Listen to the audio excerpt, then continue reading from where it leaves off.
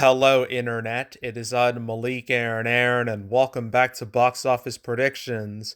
Today, we're going to be talking about Beau Is Afraid. So, as usual, we're going to be going over the pros and cons. So, let's get to it. Pros. This movie is made by Ari Aster. He's only made two movies before this, but they were some, some movies, all right. Some fascinating movies. Those movies being Hereditary and Midsommar. With both movies, they got really high reviews, but audience reception was a completely different story. I mean, with Hereditary here, it got really strong reviews, but its audience reception was a lot weaker. In fact, its cinema score was a D plus, which is bad even for horror. Like that's pretty abysmal. But I feel like it's less to do with the quality of the movie itself and more the fact that the trailer and the movie weren't exactly the same thing. Like the trailer kind of sold you on something different from the actual product. And obviously that's going to piss people off. So, yeah. But despite the polarizing reception from like mainstream audiences, the movie was a hit. Of 13 million, made 44 million domestic, 81 million worldwide. At the time, it was A24's biggest hit. And this was definitely one of the more talked about movies of 2018 when it came out. So, definitely a big hit right here. And then 1 year later, we kind of have the same situation with Midsommar, which didn't do as well financially, but still did all right. The 27 million, 46 million worldwide. I mean, that's not bad for a movie. It only cost like $9 million. And but its cinema score was better. It was only like at a what was it, a C plus, I think, which is more in line with horror, usual horror. But this was also a situation where audiences were kind of divided or polarized by the final result, like from trailer to final product. So, yeah. Despite both of these movies having a divisive reaction, at least when they initially came out, they were both hits and they were both talked about a lot. In retrospect, these movies I've seen a bit more of a positive reception, particularly in the case of Hereditary. So Ari Aster has definitely built up some clout because of these two movies. So and he's definitely built up a bit of a fan base, and obviously that fan base is going to want to know what his next project is, and that's this. So yeah, I'd say the box office results, just overall results of Hereditary and Midsommar are going to help this movie a bit. So I'm going to say Ari Aster's previous two movies are a pro here. So that's pro number one. Pro number two, our main man, Joaquin Phoenix. He's been in a lot of movies, like quite a lot. But the main ones that come to mind to me are Gladiator. Well, Gladiator's the first one, obviously. That's the first major one. There's that, Signs, The Village, Walk the Line, Where's Johnny Cash. Yeah, things are kind of like, yeah, there was a bit of like, you can see some gaps here in terms of years. I see The Master, Her. But yeah, but in 2019, he had his big hit, his big money hit in the form of Joker. Yep, Joker. Movie that caused a lot of controversy when it came out. All this, big media spectacle. A lot of people like proclaim, "Oh, it's gonna cause like the destruction of society. It's gonna do all these terrible things that never happened." By the way, so yeah, but that controversy clearly turned into cash because the movie made over 300 million domestic, a billion worldwide, the only R-rated movie to do so, by the way. And it earned Joaquin his Oscar for best actor, which he absolutely deserved. So, yeah. Not to mention, Joker became one of the most memed movies of all time. So, yeah, Joker was a huge hit for Joaquin, and it's getting a sequel next year. We'll see how that goes. But, Joaquin Phoenix, he definitely has his fans, no doubt about that. I mean, he's been some big stuff, some noteworthy stuff. So, yeah, people are gonna definitely watch this movie because of him, because he's like the main guy. I mean, you see him more or less four times in this on this poster. You got young version of him. You got two middle aged versions of him. You got super old version of him. So yeah, this movie is the Joaquin Phoenix show. So obviously, I'd say he's a pro. Definitely a pro here. So that's pro number two. Pro number three. This is from A24. A24, they've built up quite the reputation the last few years for releasing some not so mainstream friendly movies that, although don't make like a stupid amount of money, they get a lot of people talking, they get attention, and they get results. Movies like, as I mentioned, Hereditary, Midsommar, Uncut Gems. Last year was a huge year for them because they had Everything Everywhere All at Once, which is not only their biggest movie, but it won a ton of Oscars at the Oscars this year, including Best Picture. So that's obviously great. Not to mention, you also had The Whale, which earned Brendan Fraser his Oscar. So 2022 was a pretty banger year to be A24. So they built up a lot of clout the last few years. And obviously, when something from A24 comes out, a decent amount of the internet is going to pay attention to it because they release so much good stuff. Some weird, strange stuff, but good stuff nonetheless. So, yeah, I'd say A24 is a positive here. So, I say they're a pro.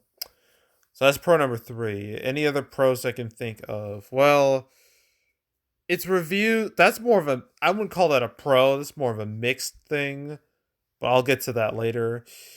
Another pro. Ooh, its debut last weekend in limited release. It was only in 4 theaters, and it opened with like 320,000. So it had an 80K per theater average, which is great. That is really, really good. That's easily the best of the year, and it's the best for A24 since Uncut Gems, which as I already showed you, that was one of their biggest hit. Well, it was their biggest hit before Everything Everywhere All at Once came out. But yeah, Uncut Gems had a per theater average of 107K. So to be near that same range for Beau Is Afraid, that's really good. Really, really good. So yeah, and this was like pre-COVID, before everything went to shit. So yeah, I say that's a pretty positive sign. So yeah. So it's limited release last weekend went super well, and that 80K per theater average is good. Usually, like if you have a high per theater average, at least the more people talking about your movie leaves people more. Again, it makes people more interested in the film, and it could lead to like a big like blow up when it like goes wide. So yeah, I say it's limited release went super well, so that's a pro. Uh, I'm struggling. I think that's it with pros. I can't think of any notable pros. I guess. I mean, when it comes to competition, I mean, this movie's kind of in a league of its own. It's a little. It's kind of just. It's hard to compare this to really anything. So that's a pro, I guess. How unique it is, how much it stands out amongst the crowd. So I mean, that's definitely a pro in my book. But I think that's really it with pros. Okay, before we get to cons, middle ground, reviews and audience score. So reviews are at 68% critic score. Audience score is at 74%. That tells me this movie has the word of mouth for this movie is hella mixed. It really tells me that this movie is definitely not for everyone, which doesn't surprise me too much. I mean, this is the man who made Hereditary and Midsommar. What are you expecting? To him make a crowd pleasing movie? Like, come on. But yeah, that reception might put a damper on this movie's box office. This isn't like Everything Ever All at Once, where that movie got insane word of mouth. That's not gonna happen here. So yeah. Uh so I'm not gonna call that a con, but I'm not calling it a pro either. So it's reviews and audience score, audience rating, audience score, middle ground. Cons. Okay. Um well, I guess the easy thing is that this movie is definitely, I already mentioned, this movie's not going to be for everyone. As I already mentioned, Hereditary and Midsommar were pretty divisive amongst people. I imagine this is going to be even more divisive. This movie might be a little too weird for most people. For like most mainstream audiences, they might steer away. They might be like, ugh, I don't know about that. So yeah, this movie, it doesn't exactly have broad appeal. So that could be a problem unless it like blows up or something. But even then, I think Hereditary, even Midsommar, I think they were somewhat more appealing than this, and that was mainly because of their trailers. I haven't seen the trailer for Beau Is Afraid, so I can't really comment on the trailer. I like to imagine it's incomprehensible. But yeah. Yeah, I'd say this movie not having broad appeal, that's a con. Another con is that this movie's 3 hours, man.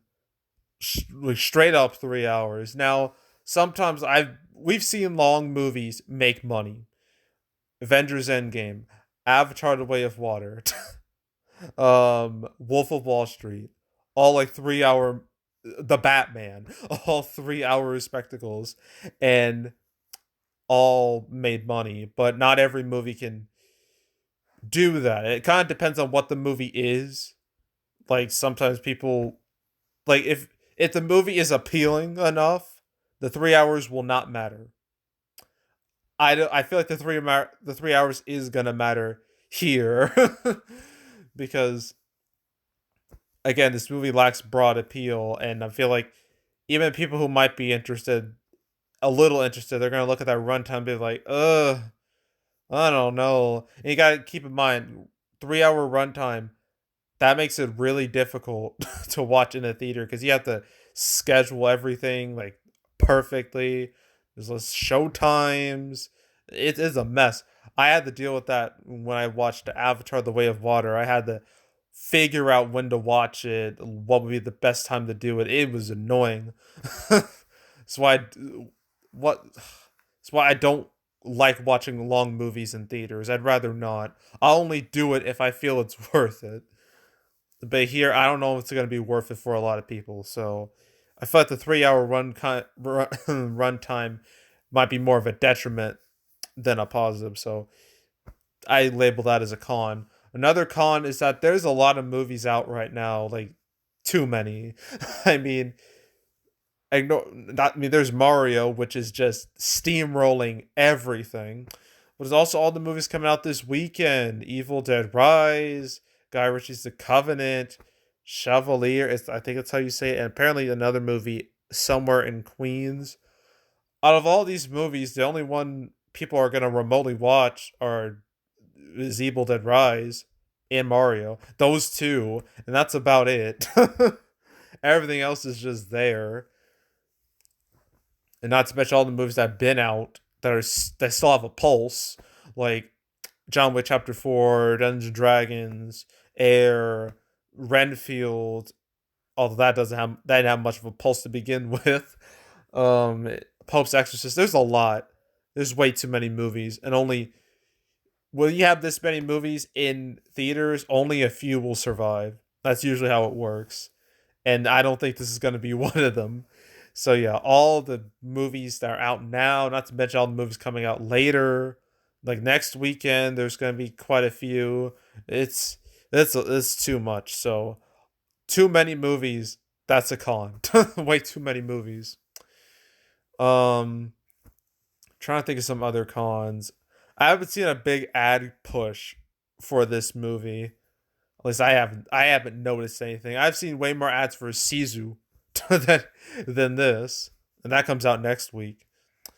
But yeah, I mean, people know about it, but I feel like A24, they're doing like.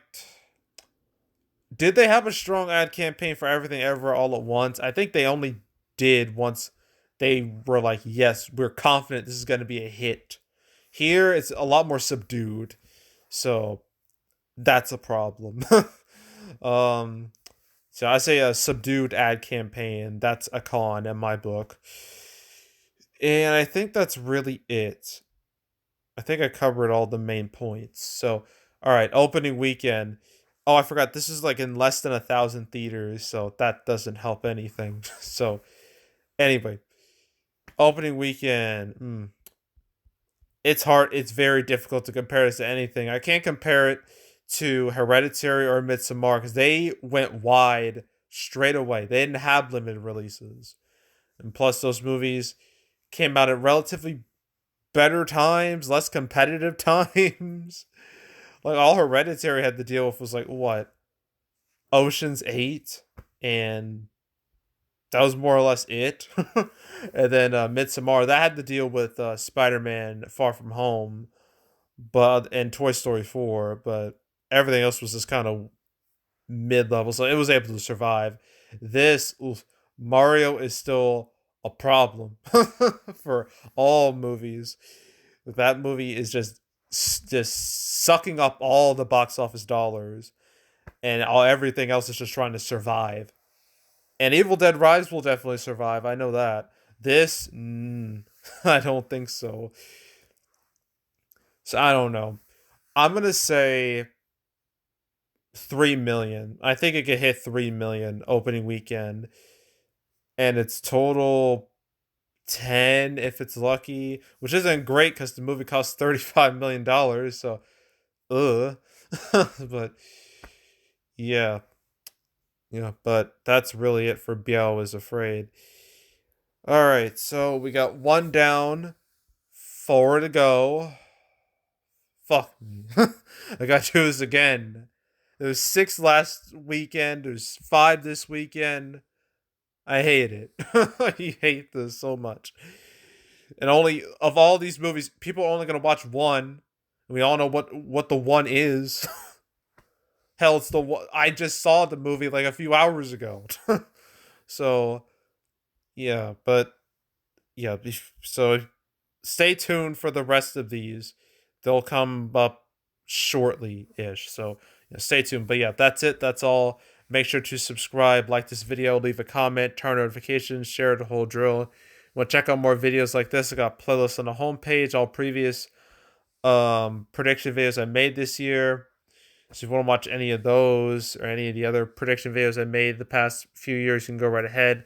There's the canceled series where I go over all the movies that were supposed to come out but didn't. I covered Beau Is Afraid once.